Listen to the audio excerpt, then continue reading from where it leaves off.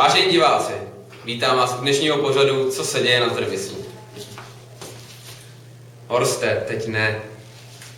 V současné době se připravuje něco velkého, něco velkolepého. A my s naší televizí jsme si to samozřejmě nemohli nechat ujít.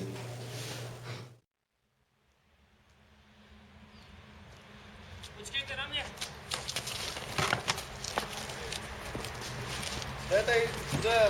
Tady sbíráme oblečení na charitu.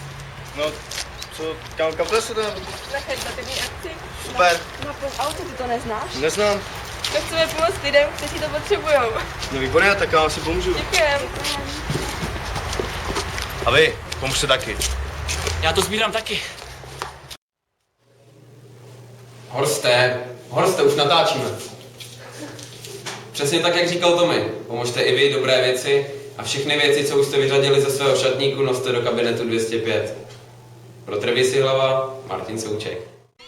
I just want it all. Money in the cars, right? I don't wear a tie, but they say I let a boss like I just want it all. Pool and a bad bitch way back then. Thought that we would never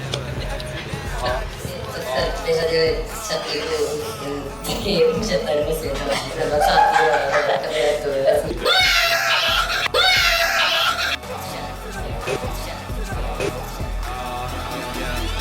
I just want it all. High but law. Kill 'em so cool, you could call me